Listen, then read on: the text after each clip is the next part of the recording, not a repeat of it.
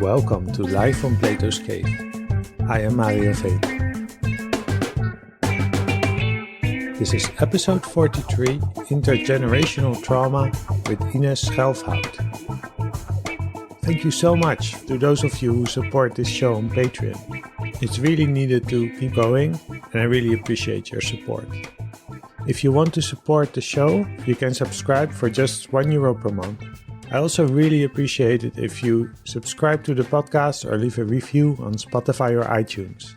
And you can order my book on Plato's Allegory of the Cave through the link in the description. So far it's only available in Dutch. It's called Hoe Plato je uit je god sleurt. But I'm looking for an international publisher, so hopefully I have news on that soon. In the previous 40 or so episodes, we looked at Plato's Allegory of the Cave from many different angles. What is the water to the fish, air to the birds that we exist in?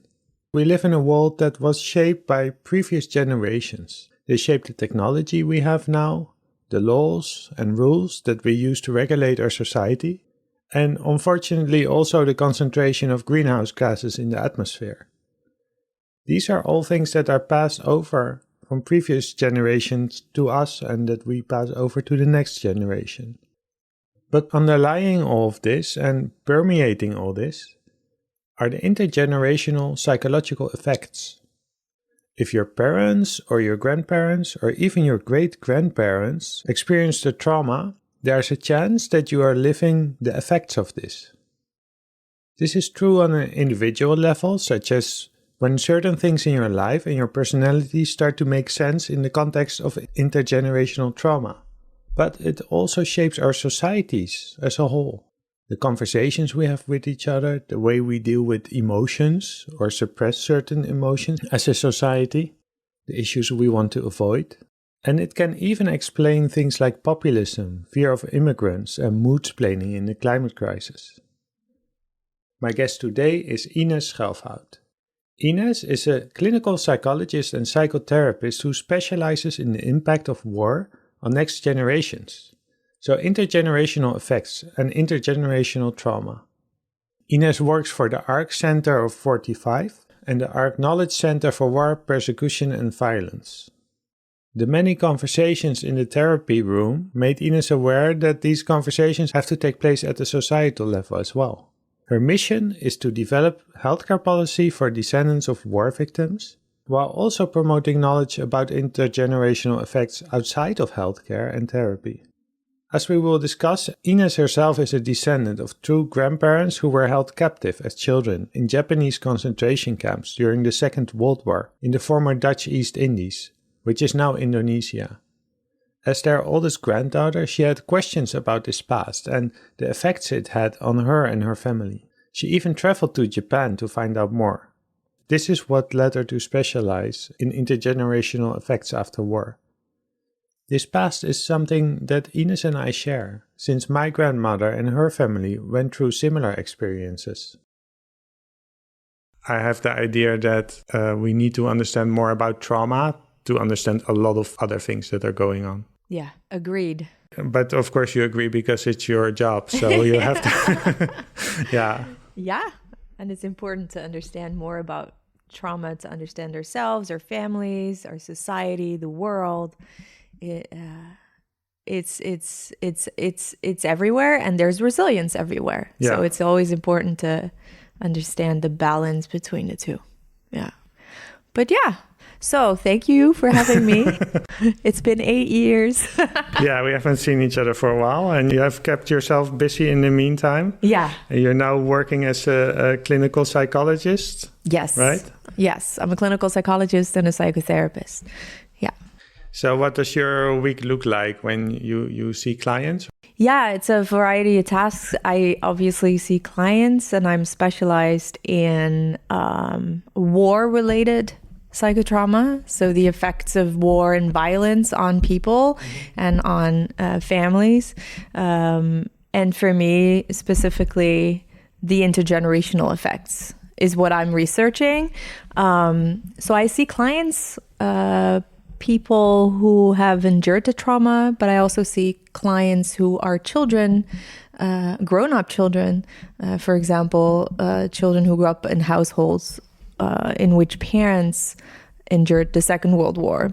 And next to me seeing clients, I also research the effects of intergenerational trauma, and I really think that whatever is happening in the therapy room needs to be heard and seen outside of it, because the talks that I have, the very intimate talks, I think we should have those talks on a societal level, but people can feel that there may be a taboo about speaking about your family or whatever has been going on in a war situation.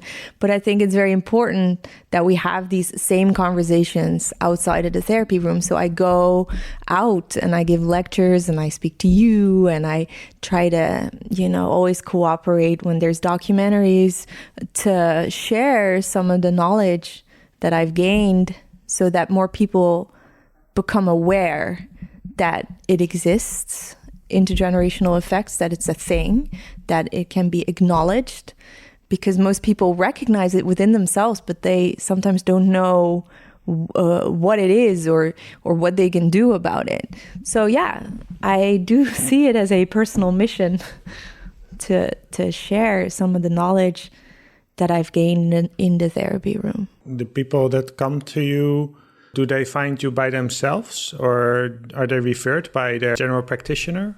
Yeah, so considering the fact that I'm a psychotherapist, the people that I see in therapy are referred by their GP.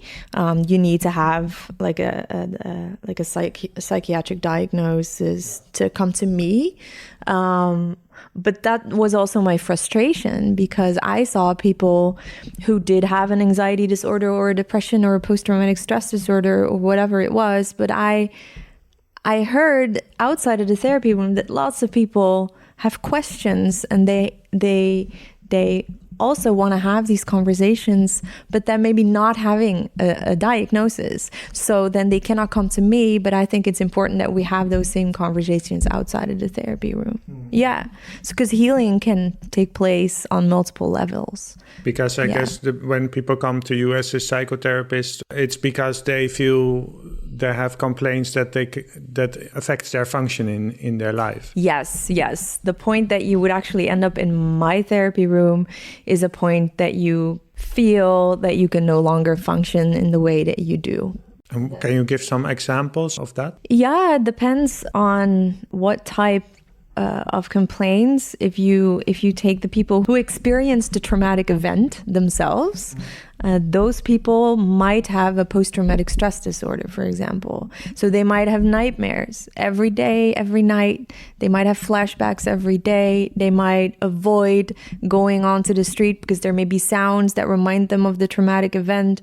They might have severe negative cognitions about themselves, about other people, about the world, and they feel they're very disconnected to the world, and there's a disconnect within themselves.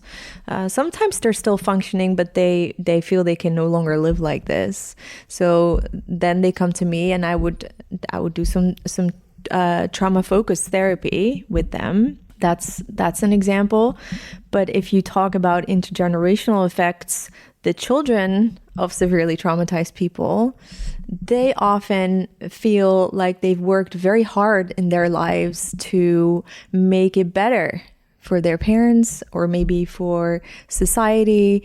And at some point, they're burned out, or they feel like they don't understand their own emotional world inside of themselves, because they've always been so focused on that parent that was so traumatized. As a child, it's very important that you learn to understand your own emotions.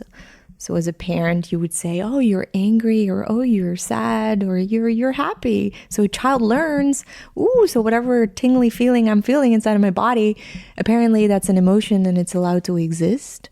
But children who grow up in households where the parent is very anxious or very depressed or very traumatized, they don't have that mirror as much. and they can function for a very long time. And at some point, it's no longer possible to do that. And maybe a relationship breaks up, or a parent dies, or there's often like a certain thing happening, a trigger. And then they come to me and they say, everything is upside down. I have no longer this role in taking care of this person. Then who am I? I don't understand who I am. What is this emotional world inside of me? And I feel I'm dysregulated all the time, but I don't understand this panic.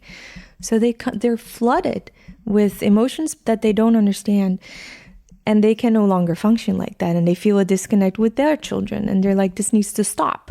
I want to feel a connection with my children. So then they come to me, and then usually we do group therapy, for example, with those people that are more like second generation, to actually make sure that they meet other people who were in similar situations, so they can be each other's mirrors and understand each other's emotions better, to discover their own emotional inner world. And people can be like 60 years old and discover it for the first time. So in that case, when they come to you, if I hear you correctly, that's the moment they realize, wow, there's been something in my life and something can trigger it. Like maybe it's their parent who was traumatized. That dies, or a divorce, or retirement. Usually people can go on for a very long time. People are very resilient. Right, but that means that if you're someone who's 60 and you're talking about childhood, it's been someone who has lived with that for 60 years and it has impacted their lives. And at the end of not the end of their lives, people get very old nowadays. Yeah, you still have some decades to go. Right, but that's an interesting case, because it's someone who has been walking around in society, making choices, having relationships, having a job or not having a job, having family, all those kind of things in their lives. Apparently, they were able to function at some level. Yes. For those years. And I guess also that's why you emphasize the public outreach, because of course you wish they come to you earlier. Yeah, a lot of people are still going strong, but meanwhile, deep inside, they feel that they're repressing certain things that they don't understand. So if you reach out publicly and tell people, look, if your parents were severely traumatized, or grandparents, it doesn't always have to be the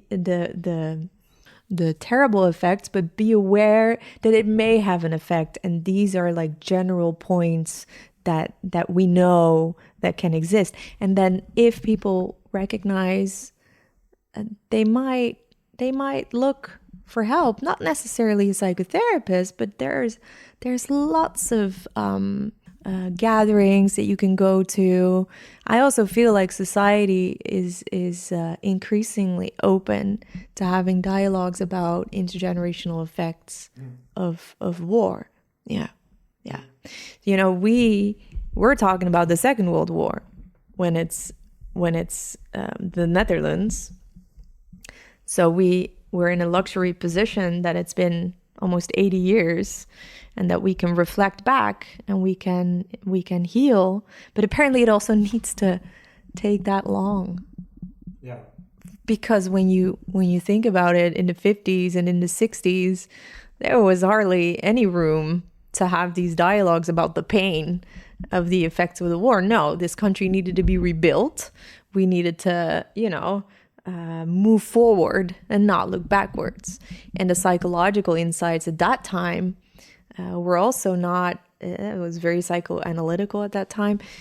It wasn't necessarily an environment in which we would all sit down and seek our community and try and heal together. No, unfortunately, we did not. So most of the people that endured the war, they learned we cannot speak about it. We need to move forward, and we're not going to talk to our children about it because apparently that's not good. But now we're still living with the results of that it was shoved under the carpet, as a Dutch expression says. So there was this conspiracy of silence. We shall not speak about it. But now you see the intergenerational effects of that phenomena. Yeah. Well, there's a lot to get into. Yeah. I'm trying to organize it. Sorry, my brain always goes. No, I love it. To a lot of places. Yeah. But that's the thing, right? It's something. I'll just read you the list that I made. Maybe we can do that you, a little in you one give go. The structure. Thankfully, I don't have to do that. Yeah, we were talking about Plato's cave earlier, and of course, you know the expression "water to the fish," right? So I don't think it's.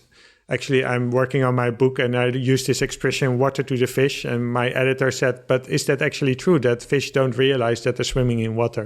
So I thought that was an interesting question. Is that true? I wouldn't know. I don't know. You have to ask a fish. But which we cannot. You're talking about Second World War, which is so my grandparents and your grandparents experienced this.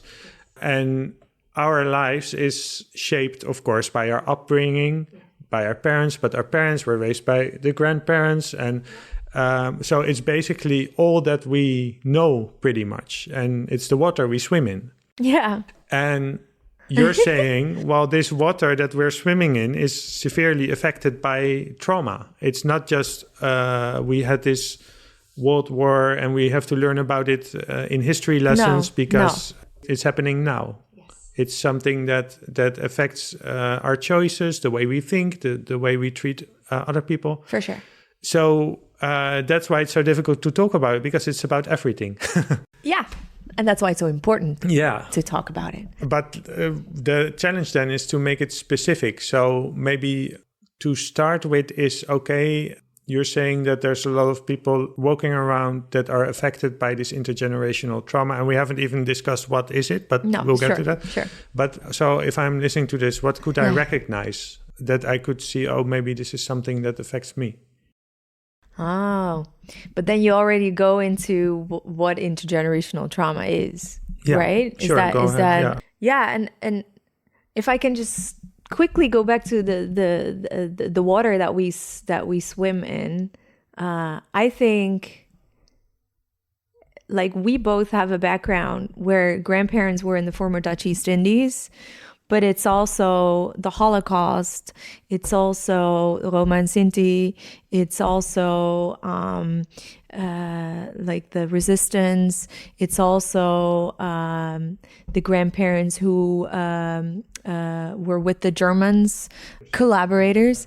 It's every family almost has these effects, and there's different stories. There are some general pointers that are common in all of these backgrounds. Mm-hmm. I think the backgrounds can be quite different, but for all of these families, it was parents or grandparents who endured the war in whatever way. Not all parents/grandparents were traumatized. I mean, war has an effect on an individual, on families, on a society, but the effect that war has on a person can be very different. So person A and person B endure the same traumatic event, but they come out completely different because person A might have more of a secure attachment from childhood, might have certain, the genetics have a positive effect on resilience, on the way you seek social support when you endure a severe traumatic event. And then you might not become a very anxious or depressed or traumatized person. You are very much affected by it, but not necessarily in a way that it disrupts your functioning. So it's not the same event happening to the same person, does not need to be you can have a trauma. Exactly. It could be that it impacts you maybe in the same way, if we can say that, but then because of what happens after that, your connection with your friends or parents or whatever. And also what happens before that. Because if you take the Second World War, they would think, the babies and people who are very young, they don't remember the war. So that's okay. They're going to function. Yeah. Turns out it's the opposite, because people who were securely attached for maybe 10, 20 years and then endure a war, they have a very secure base that they understand the context, and then they were often less traumatized than these babies or like 0 to 5 year olds who had no idea what was going on, but had very stressed out grown-ups around them, but they couldn't understand that there was no room for parents or grandparents to consolidate them. So now we know that those children are actually more severely traumatized in their bodies than more grown-ups. But grown-ups who were maybe abused as a child, not war-related, might be more severely affected by war. So anyway, what I'm trying to say is there's individual differences in how trauma comes to effect and that has an effect on their children and the grandchildren. Mm-hmm. So there are huge differences. So there's not one thing you could say. If I say I'm now in my 40s, I don't want to come to you in 20 years because I need therapy. What could I recognize that's happening now, maybe, that I can start to work with? So the common pointers, is that even a word? I don't even know. Like common denominators. Sure. Whatever. Factors. The common factors is a better word. Is that on a societal level, after the Second World War, there was a conspiracy of silence. So it didn't really matter what individual you were. On a societal level, there was silence. So that has a general effect on the generation after our parents, that they hardly had any knowledge about what their parents endured. So your parent was, for example, in a concentration camp, which is gruesome, but you have no idea what went on. And if you start to ask questions, the parents had learned not to talk about it. The society had learned not to talk about it. So in classrooms, nobody spoke about it. So it's the not knowing that makes for somewhat of an anxiety in a child, because your parent endured that. You see certain effects, but nobody speaks about it. What you see in our generation is we're more removed from that war, so we have more room to become curious. So the common factor in our generation is that we are very driven, sometimes extremely driven. I mean, if I look at myself, like I was the oldest granddaughter, and I experienced this conspiracy of silence. I learned in school that there was a war. I knew that my grandparents were there, but the stories were non-existent. And my mother, she hardly knew anything about it. And that fascinated me. It puzzled me. It made me angry. And I was almost determined to figuring out all these stories. And when did you become conscious of this? Yeah. So I was the oldest granddaughter. I think I was around 12, 13 when I started to ask the first questions to my grandparents, because I was not bothered by this loyalty issue between parent-child. I guess you were learning in school about... I was learning in school, the Second World War. Yeah, so just a little context for people who don't know. So the Netherlands was occupied by the Nazis between 1940-45. So at that time, we had different colonies. Just correct me if I'm saying... Yeah, maybe it's better if you explain it. Yeah, the Dutch were in the former Dutch East Indies for a very long time as a colony. We had different colonies, but the former Dutch East Indies was a really big one. So there was a large population of Dutch people in the former Dutch East Indies. And then when the Second World War broke out, initially it was just Germany in Europe. But then at some point, Japan decided it wanted to expand its imperium in Southeast Asia and wanted to conquer Indonesia, but we were there. And they needed the oil, I think, in Indonesia. So they wanted to conquer that country. What happened is that they captured all of the Dutch citizens in the former Dutch East Indies, put them in concentration camp. The men were all sent to Thailand, to the railway, the Burma Railway, Pakambaru Railway, because Japan needed the men for their war industry. So the women and children were all put in concentration camps, and that concerns my grandparents. Yeah. Both of them were. And my grandmother as well was in a camp. Yeah. Where was your grandmother? In I don't know. I have to look that up as well. Yeah. But so you don't even know. That's one of those examples that it's so huge, and you as a grandchild, you don't even know where it was or what the name of the camp was. Yeah, because I knew that these are the grandparents from my mother's side, and now it starts to feel like a therapy session. Oh, don't you worry. It's not. That looks different. But I just want to illustrate because our personal connections to this topic, right?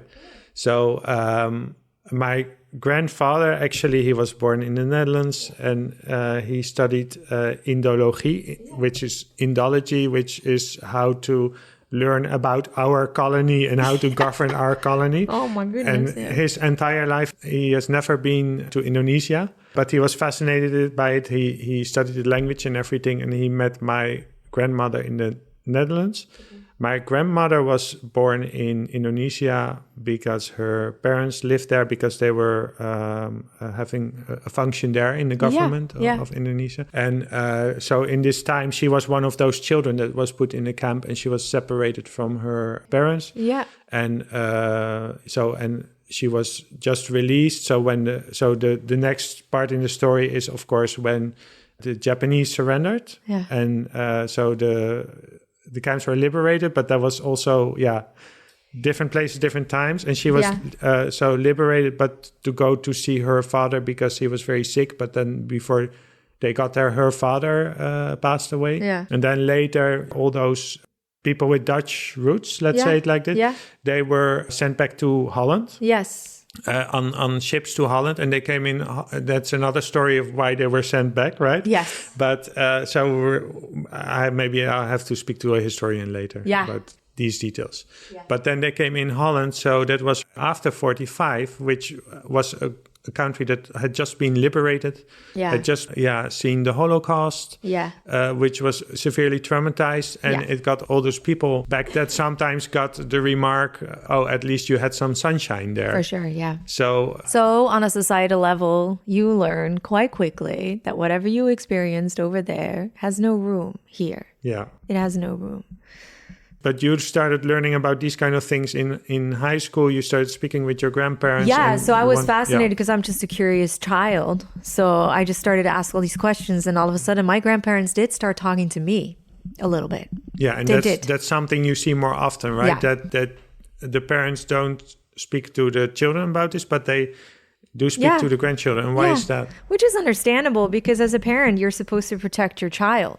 So when you endure a war and society says don't talk about it, then you get children. You're not going to talk. You want to protect you want the best for your child. And if you're severely traumatized, you're obviously not able to empathize with your child the way you would want to. Yeah. And you're just surviving yourself as well. Yeah, and what's most important as a child, you need your parent for survival. Yeah. That's a primal instinct. You need your parent to survive. So if you notice that if you ask questions, your parents, they do not answer, you stop asking those questions because you need your parent to keep functioning. Mm-hmm. Because you feel as a child, you have these senses that if you start asking more questions, that the parent might get anxious. Yeah. Or they might get depressed. And then what's going to happen to you? So you learn at a very young age not to go there. And if it's on a societal level, then that effect is even stronger, that you do not go there. And your primal instincts go to survival. What do you need to survive? You want to make this parent very happy. So you're going to do good in school. You're going to, you're not going to be a terrible child. You're always going to, nod your head and do whatever is asked for you to do. So the problem with that is that it's harder then to explore your own boundaries, or what is it to become irritated or angry, which is a very healthy human emotion, but very much shoved away. You do not learn to regulate anger as a child who is constantly caring for a parent. In a situation where the parent is severely traumatized. Look, whatever I'm saying, it can never be generalized because there's so many differences. But it's a common factor that I see often in my therapy room, that people speak about not feeling their boundaries, not feeling their emotions. And when I ask them a question like, "Look, so how is that for you?" Like that, only that question makes them tear up. Because with you, they're allowed to express, they know they can express whatever emotion they feel. They're like, wait, what my opinion on this is? Or what? You're asking me what I feel about this? Why? Because they were in the war. That was real serious. But what do I have to, especially if you say, I guess that makes it extra difficult if one of your ways of dealing with this intergenerational trauma is to be successful in life. Yeah. Because if you're successful in life, of course, why would you start to look at that? Because everything is going well. Maybe you have a good job, you have a nice family, you have good education and all that stuff. And meanwhile, deep inside, you feel that there's a lot that has not been discovered. Yeah. That you do not understand. But you repress it. And people are very strong. They can do that for decades until something happens that it comes out anyway. See, our whole biological system is shaped in a way that it wants to be expressed. So it will come out. Yeah. It will come out one way or the other. Sometimes you're 80 years old, but it will come out at some point. It will. So it's better to start like early, to be in dialogue, to talk about it, to try and discover your own emotional world. Also to understand the outside world a little bit better, if you understand yourself. Yeah. I just wanted to just make a small jump to the present day was going to say unrelated topic, but this is the thing, everything is related. Yeah. Have you heard this term mood-splaining? Mood-splaining. Explain it to me. So now I'm going to mansplain mood-splaining. It was introduced by, I think it was introduced by Jem Bendel. Maybe he had it from someone else. And he's someone who writes about the climate crisis and also about, the fact that we have basically all the knowledge and science and all that stuff. It's all there, but still we're not acting on it. And one of the things that happens is that you have a lot of activists or people who learn about the climate, they get angry, they get frustrated, they get sad about, they get cynical and all these things. And mood-splaining is about, you cannot feel that, you have to be positive. You have to tell the positive story.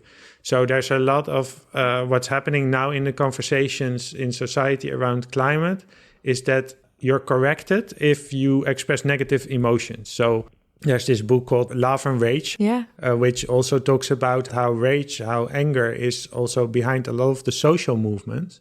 There's an injustice going on. Yeah. And at one point, people get so angry that they do something about it. And that's good, because if you're angry about something, you have to do something. You want to act on it. But the whole thing is that there are different factors to this, but I'm just connecting it to the idea which is prevalent, I think, worldwide, but also especially in the Netherlands, is that you're not allowed don't be so negative. Yeah. Don't be so angry about that. But what if it is something that, of course, you have to get angry about it, because it's a very... So I wonder if we look at the societal level, can you see issues where this... Because all these people that you're talking about, they get jobs and they become the CEOs and they become the politicians and they become the people. And what the problem is, if you repress anger, is that it becomes dysregulated. So then people are CEOs and or in very high positions, but they might get anger attacks. Because if you repress anger, it's like holding a ball underwater for a very long time. It will want to come up, and then when you do, it explodes, right? So that's what happens if you do not learn that anger is a healthy emotion, and when anger comes, it will go again. How do I express anger? That's what you learn as a child. You want to fight siblings, you want to do all these things, and then you make up, and then you learn, all right, I'm allowed to feel anger, but maybe not in that way, maybe in this way. And in this way, it's constructive. That's all what we have to learn that as children. But when you repress it, if anger is not allowed, then you get a very strange relationship with anger in yourself. So that's how people might implode or explode, both results of a dysregulated form of anger. Yeah. I guess there are situations in which it's natural to feel anger. Yeah. But does it become more and more threatening to experience these situations? Exactly. So if you see this situation coming, for instance, because someone broaches a subject that is not talked about, but it's, if you really would start talking about this subject, you might get angry. But then if you're afraid of that anger, you get angry with this person, because who are they? Because they're going into like a threatening direction for you, because you haven't been or you able might to do project your anger that you don't want to feel onto someone else, and then accuse the other person of being violent or very angry, whereas this other person is like, what? This is so confusing. So your example about this whole the climate issue, and people want to express their anger and actually want to put that anger into a constructive movement. I think on a societal level, if we have a healthy relationship with anger, which we do not as Dutch people, so you're very right, but if we would, then we might label these angry people differently. We might not want to shove it aside. No, we want to listen. We're like, yo, you're really angry. Right, sit down. Let's talk about this, because you're very passionate about this. Like, I want to hear it. So then you mirror back to that person, like, you're angry. You're allowed to be angry. I want to listen to you. But you cannot cross boundaries with the law, for example. So these are healthy boundaries, but I do want to listen to your anger. Then you have a constructive cooperation going on with two parties, one expressing anger, and if the other party is saying, all right, I'll listen to you, then it's becoming constructive. If one party is angry and the other party says, I'm going to lock you up in prison, then the other party is going to become more angry and even more angry. Like, what is necessary for people to start listening? So yeah, I think it's an interesting topic to talk about, how we as a society handle an emotion such as anger. Yeah. So we were in your story, you started learning about this, and you really wanted to find out what happened and what's going on. Yeah. But I guess not just factually what happened. Psychologically. But, what did you learn about trauma? Or is that like the concept that you learned about first in psychological terms? There's something going on with trauma, or was it something else? No, I think the first thing I learned wasn't trauma. I think it was more about stories. I think when I was 12, I started asking questions. I got bits and pieces of the story, but not as much as I would want. And then when I was 17, I went to Japan, the former enemy, with an exchange program to get to know that country, to try and seek some dialogue there. Like, how are grandchildren in Japan handling this whole situation? Turns out in Japan, it was even worse in terms of silence. Like, my peers, they didn't even know there were Dutch people in the former Dutch East Indies. They had no idea about this. They only knew about the atomic bomb, which is what they were taught in high school. So I came back from Japan, and I went to a commemoration of in August, where lots of people were still alive. This was in 2001. And I told them my story, like, look, I'm curious about your stories. So was this in the Netherlands? This was in the Netherlands. So every year there's a commemoration around the Dutch Indies. Yeah. So on the 15th, it's the national commemoration, but this was I think at the end of August, in which they commemorate the female camps, and I was invited to share my story next to my grandmother. She would share her story for the first time, and then I would stand next to her and then share my story as a grandchild, how I experience her story, but also my curiosity.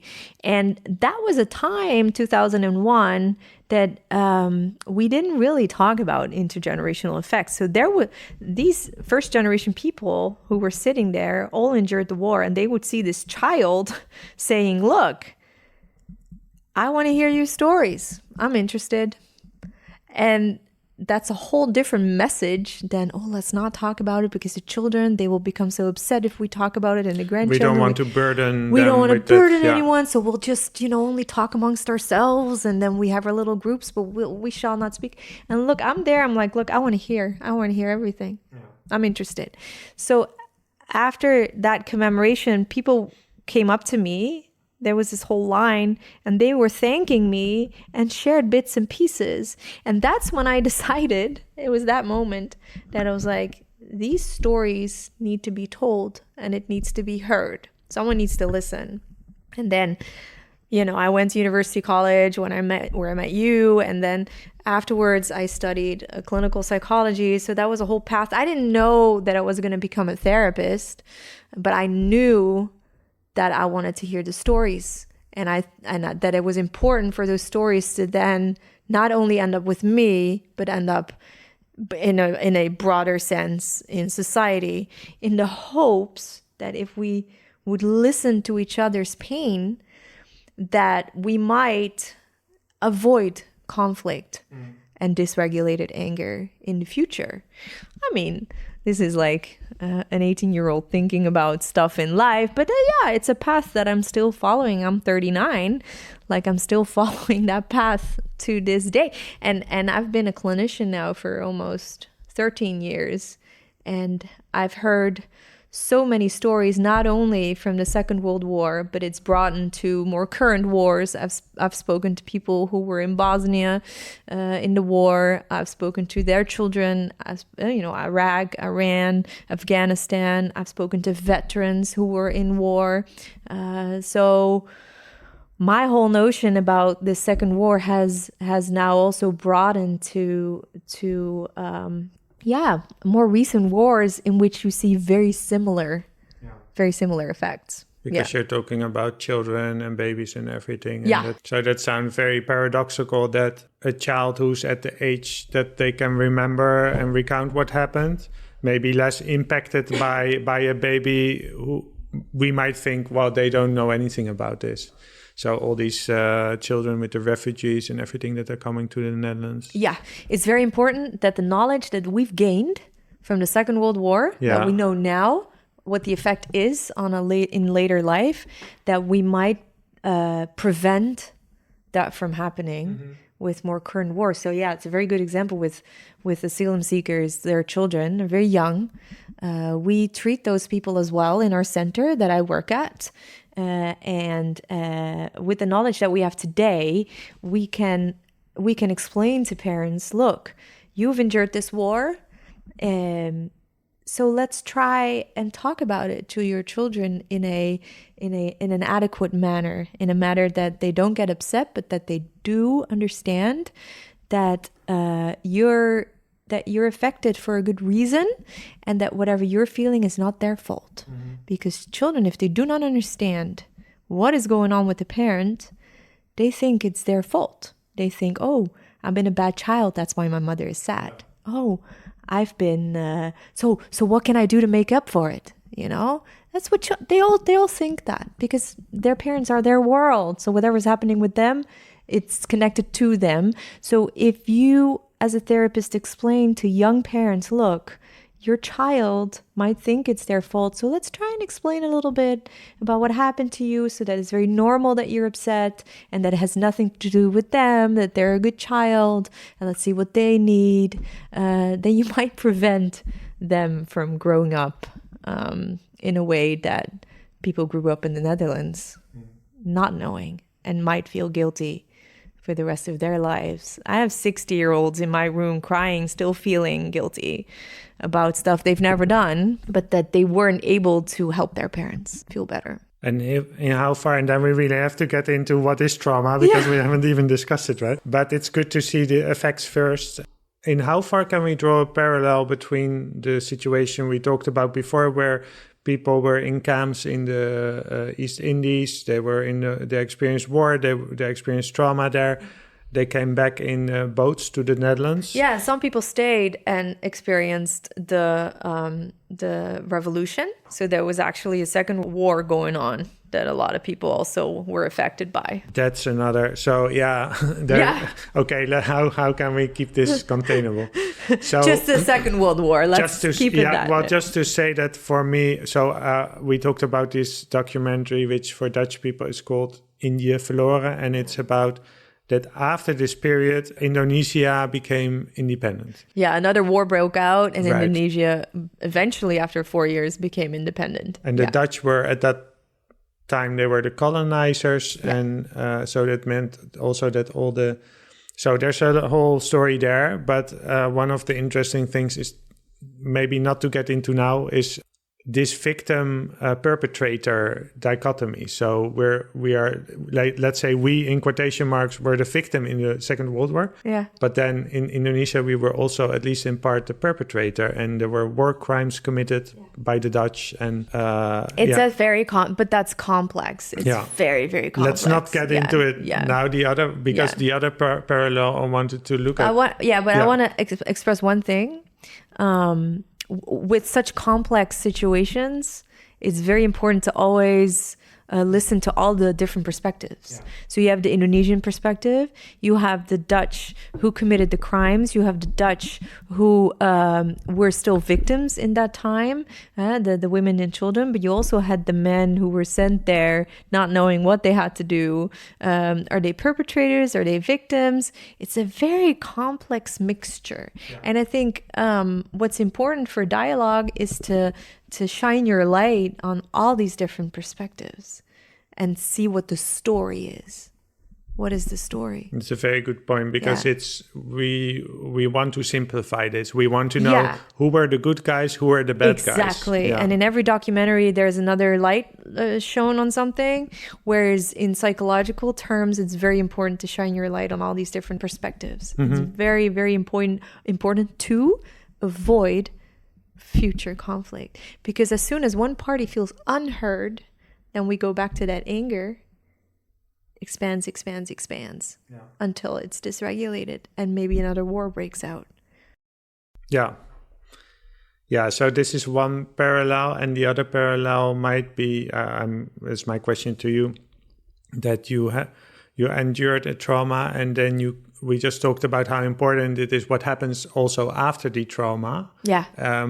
But then, so they came back to the Netherlands, and there was not an environment to talk about it. Yeah.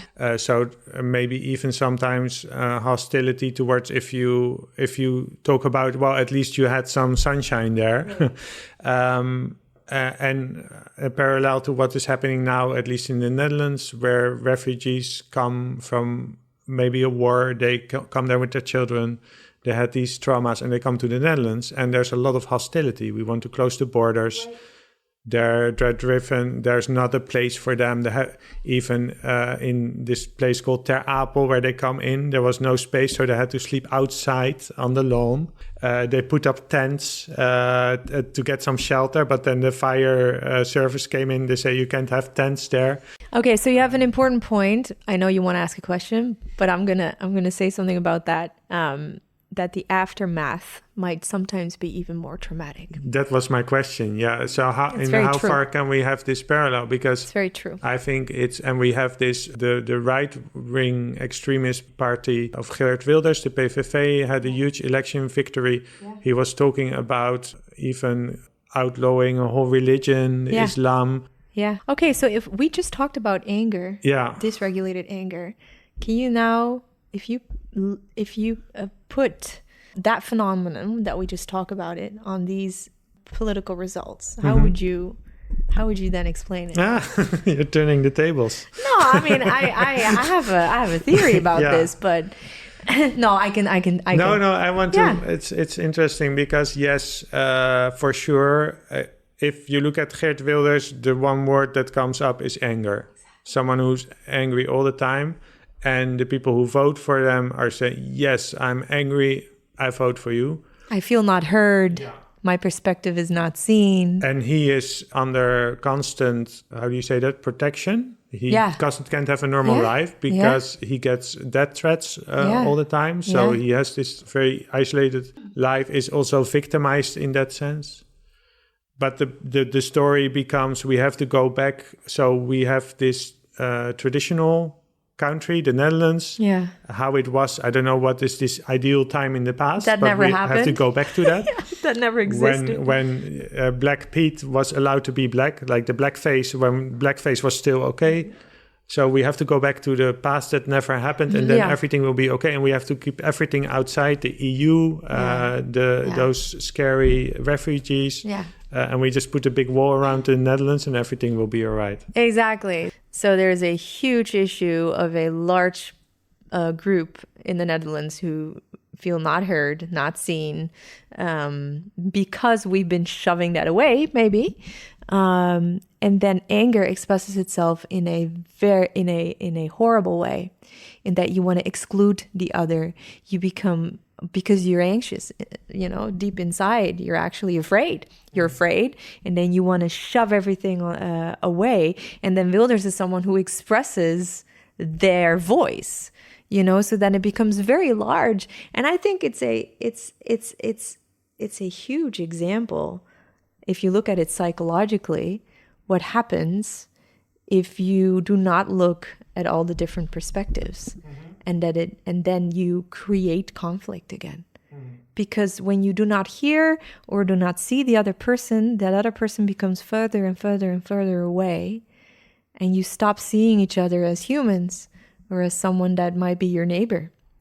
That's why I always express that it's so important that whatever background you have, whatever ideology, that somehow, I know that's like a utopia, like it might not exist, but it is what's necessary.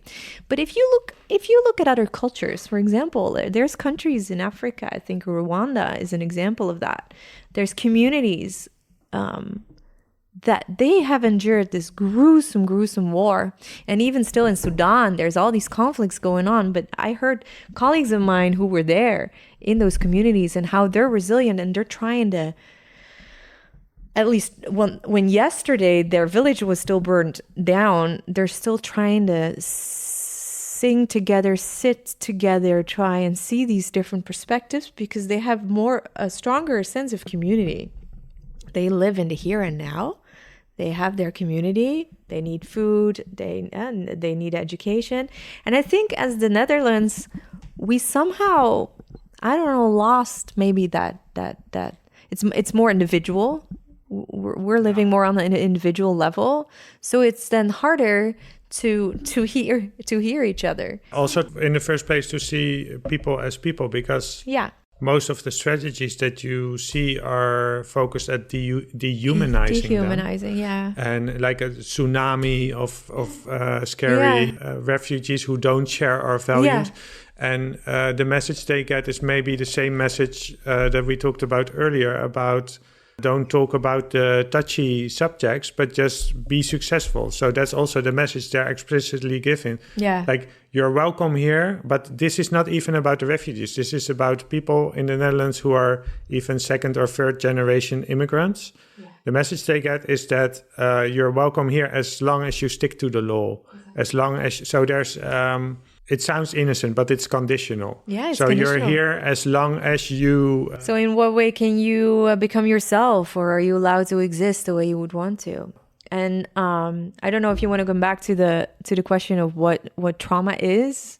Yeah, because if you're okay with it, I think we need to speak another time, because there's just so much to get into, and I want to keep it manageable a little bit. So much to unpack. So I'm sorry, it's also my brain. Like I have there's so many stories going on. Don't apologize, because I can imagine that, right, you went to UC, and so we both went there, and you kind of knew, okay, I want to be a psychologist, but UC is also an interdisciplinary education. Yeah. So another question before we get to the trauma, but what was the value of interdisciplinarity? Oh my gosh, Mari, I'm so happy you asked me this, because it made all the difference.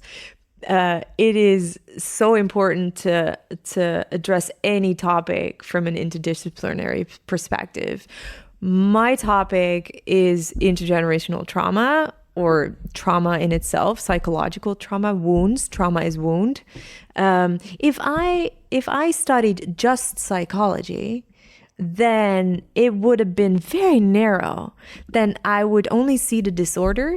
The disorder requires a treatment. And after the treatment, I no longer see this person, and we're done. That's basically what you do as a psychologist. You treat disorders in all these different ways. But if you broaden the sense of psychotrauma and see it in an historical perspective, what is going on in the Netherlands or in all these different cultures, if you see it from an anthropological perspective, cultures, like how do they cope with traumatic events? How are they resilient? How do communities work? If you look at it linguistically, like it doesn't even matter what perspective, but it's important to see cooperation with different fields. So what I do in my job is I work together with historians, with social psychologists, which is very different from clinical psychologists, and anthropologists, and I learn from their perspectives on the same topic, which feeds me and makes me understand it on a more deeper level of the actual stories that I'm dealing with my clients in the therapy room. So I can no longer just do it in a psychological. I think whatever topic, maybe climate, doesn't matter what topic it is, the fact that you learn at a young age to work interdisciplinary is enriching. It's enriching, and it's needed to understand. Yeah, I guess it relates as well to what you say about we need to hear different stories. And of course, anthropology is a different story about what's happening than physics. Exactly. And the perspective broadens your own perspective, and creates more room for dialogue and to understand each other. Right. Yeah, so you see, and the place that I'm working at, which is called ARQ, a National Psychotrauma Center, actually facilitates that. So they not only have psychologists that work there, but historians and anthropologists and social psychologists. So I don't even have to go far. I just walk the other room and they're there, and I have meetings with them, and we talk about the concept of trauma. We write essays together with our different perspectives. We have dialogues constantly. Oh, that's great, because I guess when you're working with an individual, you also work on what happened, your personal past, right? But if it's a collective phenomenon, you also have to look at what's the collective past. Yeah, and how can we further understand this issue from different perspectives? Okay, 2 final questions. Yeah. First, very easy one. What is trauma and how does it work? The second, that's an easy question. Do you have an hour? The answer might be complex, but the other question is something... Yeah, you already talked about it, but more explicitly, what is the educational value of therapy? Because therapy often is seen as something, you do when you're not functioning anymore. But it sounds like there's also an educational value, and maybe we as a society need a therapist, right? So maybe we need the national, we had this like the national poet and the national philosopher. Yeah, we Maybe need a we also national need therapist. Exactly, yeah. So, whatever you want to say about those questions. I think your podcast already contributes to being a national therapist. I think if you speak to clinicians, but also in cooperation with historians and anthropologists, what we just mentioned, I think you create a collective atmosphere in which we can talk about more intimate stuff, which is what therapy is. Well, it's therapy for me for sure. I know, right? Yeah. And it's and you can label it as therapy, or you can label it as actual conversations about stuff that matters, like in your inner world and what's important, and to think about your parents and your grandparents and the effects. Yeah. Anyway, trauma. It all comes down to what is that beast, that's underlying mechanism of trauma that makes this happen. Exactly. And that it might not be as scary as you might think. So that it may emerge and it's okay. And then when it feels that it is allowed to emerge, it becomes more calm. But when you shove it away, it becomes more angry, the phenomena we just explained. So trauma is a very broad term. It's often misused. There's always different definitions. We work with psychotrauma. Trauma is wound. So if you go to a hospital and you have a wound, they also work with trauma. That's the trauma surgeon. Yeah. So your wound is trauma. So we use it in a psychological sense that a traumatic event occurred, and it's actually not necessarily the event itself. What is traumatic? It's what happens inside of you, what is essentially becoming the wound. And that is why I explained that it can be so different. For 100 people at the same moment, the same traumatic event, have all different results within themselves of how it manifests. So how it manifests is what I work with. So I always need, and it's usually a disconnect. That's what happens, a disconnect between yourself, your emotional world, but also the outside world. So people come to me and they're saying, I feel estranged.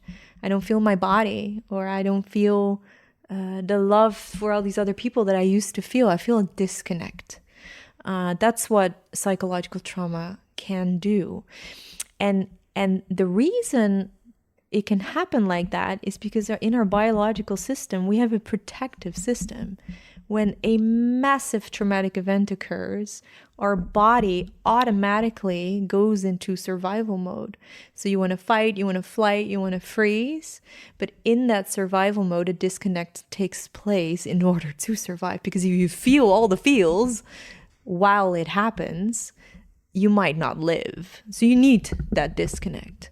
It happens to all of us, but usually you will come out of that if you can then place it into a context. If you have a secure base, you might think, wow, I felt really disconnected. I'm in shock, but now I'm going to talk to my peers. I'm going to sit down, and then slowly you're going to feel that pain, but you're not afraid of it because you're with people. It becomes part of your life story. It's allowed to exist. But if you have the situation that's not the case, or that traumatic events happens day after day after day after day for like years, you keep having that disconnect, then it becomes more permanent. So what happens in that moment, that maybe it's even evolutionarily something that allows you to survive in that moment. So the actual event of the trauma is not necessarily the cause of the problem. Actually, it might be a problem if it didn't happen, because you would be so overwhelmed that you couldn't act, or you couldn't survive. You mean the disconnect? Yeah. The disconnect is an evolutionary system. We all have that, and it's there for a very good reason. You want it to function. It's in our brain. You have the amygdala. It starts firing. There's danger, and the blood starts pumping. You get very strong. Yeah. You don't have to go to the bathroom. You don't think about your groceries. You're very focused, and for pure survival. We all have that. Do animals have that? Thankfully, all animals have that. Yeah. Yeah. So it's called the reptile brain. It's like really low in the brain. The only thing is, like, it's a very functional system. But if you endure trauma every day and the system needs to function every day, it gets into overdrive. Yeah. So the amygdala sends all these signals. There's hormones, cortisol, everything. It's a beautiful system, to be honest. It's very complex, but it works very well. But if it has to do that every day, you might not recover, because you need to recover from this blast of a system that's activated, so the alarm bell doesn't go off. So then people come. So I would always say, traumatic event. Let's give it some weeks, maybe months to recover. Don't come to me after 2 weeks and say, I'm still in an overdrive. I'm not no, it's normal. Your amygdala is working. It's normal. It's a healthy response. It's a very healthy response. Situation. You're in shock. You feel disconnected. Let's see if you can seek some support, but there's really nothing wrong with you. But after months, if it's still going on and you still feel that disconnect, then it might be because it happened every day for years, or there could be other factors involved that you do not get rid of that disconnect. And then it becomes a problem. And it's also, I hear, a very physical. One part of it is very physical. So people report the estrangement from themselves and from other people, but they report flashbacks and nightmares, because what happens if you have a disconnect, it's the ball underwater. It will, because it wants to be processed. Whatever happens to you wants to be part of your life story. Even though you don't want it, it needs to. So it will emerge in your nightmares, in your flashbacks, if you have this disconnect, and then you become afraid and you start to avoid certain places because you're afraid you might have this flashback, and you get a sensory overload, because in a traumatic event, let's say a bomb drops in my backyard right now as we're sitting here. We're not focused on the topic anymore that we're talking about. No, we're in a complete disconnect instantly, and our senses go into overdrive. This amygdala does that. So we want to flee, and we smell the smoke. We see certain colors, maybe the gray of the bomb. It could be anything. Our senses are very heightened for a very important reason, because you need that memory for future events. Right. That's how our biology works. If I smell this, I have to run. Right. Yeah. It's a memory in your brain, all biologically very functional. But what happens is then the bomb is gone, like we've sort of recovered, and we're walking in a year from now somewhere and we smell smoke from a barbecue. Mm-hmm. And then all of a sudden, bam, we're back. Yeah. And our amygdala is like, oh, it's happening again. Bam, you're in a flee mode again, or in a fight mode again, or in a freeze mode again, even though there's no danger. It's just a barbecue, but it's a trigger, and our senses remind us of the threat and thinks it's happening again. That could still be a normal reaction, but if you have that constantly and you repress it and you don't have the social support, then you might develop post-traumatic stress disorder, which is, when there's a complete disconnect. Is it possible to recover from PTSS by yourself, or do you always need help with that? Do you also always need a therapist? Well, it depends. Like if you're traumatized, you might recover from it by yourself. But let's say with your own community, because if you're just by yourself, you'll stay disconnected. You need other people. Yeah. You need them. That's just also how we're wired. You need that mirror. You need the safety, the social support. Most people, let's say 85%, will be able to do that. 15% might not. They stay in this situation. They come to a therapist. Then we have certain techniques that we call exposure. And then we talk about the traumatic event, and you see it and you feel all the feels, you sense all the senses.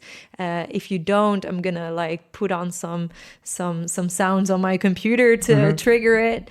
And then when it's triggered, I'm trying to reconnect you.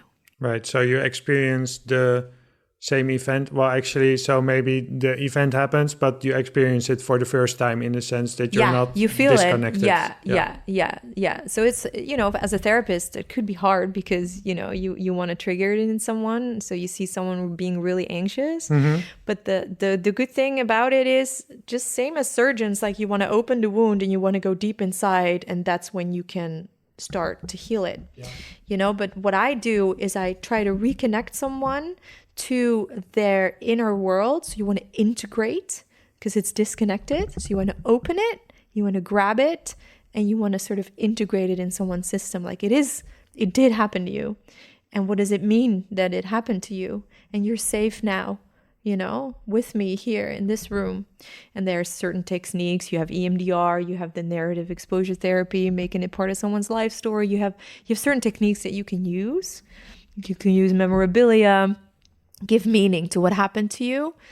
But then the most important thing is after the trauma therapy, how are you going to talk to your family about it, or because you need the connection to other people as well to prevent it from being disconnected again.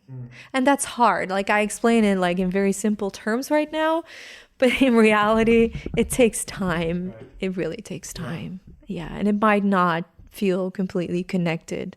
And also that's okay. And then if you feel partially disconnected, how are you then going to live your life? How are you going to do that? Most important thing for me always is how can people find quality in life, and not seek to drugs and try to suppress everything that they're feeling, all the anxious. Basically, my story is like you can be anxious, you can be depressed, you can be traumatized, all allowed to be there. And let's see how this is part of your life story and how you're going to give meaning to this and how you're going to talk to your people about it and how it's allowed to exist. And what you'll see is that actually the complaints will go down because it's allowed to be there. Mm-hmm. So fascinating, and we'll have to speak more. Yeah. So obviously for people listening to this and they recognize something, I don't have to say there's a lot of help available, right? So you can see a therapist and there are different ways you can do that. Is there anything else that you want to say about what maybe the majority of people might recognize something, but not at the level that it impedes their functioning or something? But as in more in an educational way, are there tips that you have, what people can do, or resources? We can put them in the description as well.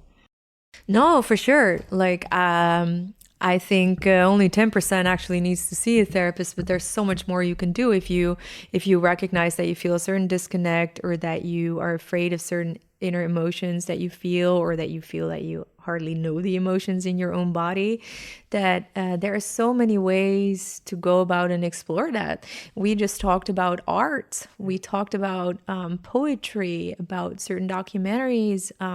Start being curious about not only your life, but the life of your parents and your grandparents. Maybe these stories are unknown.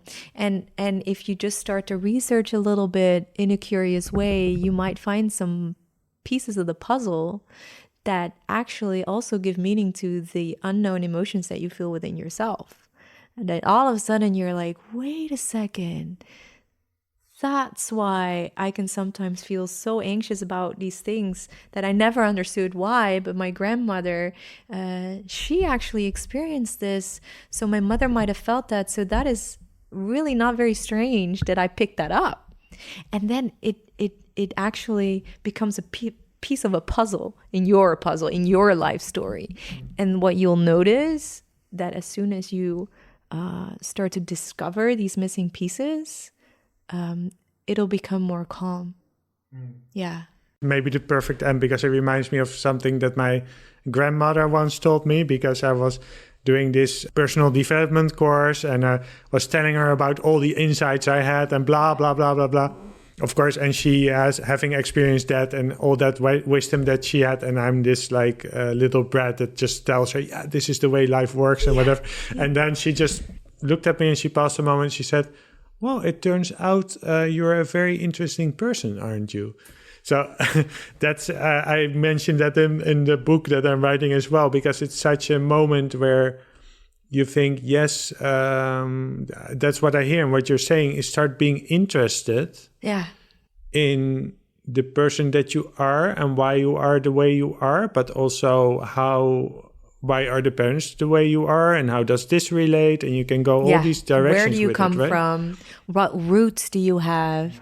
People discover they have roots in Indonesia because, the grandparents might be half Dutch, half Indonesian, and all of a sudden they understand more of where they're coming from, but also why they might feel not at home here, but they never really knew why. So be curious where you're from, what your roots are, and start asking questions. And it could be books, it could be documentaries, and depending on your background, it could be anything. There's so much out there.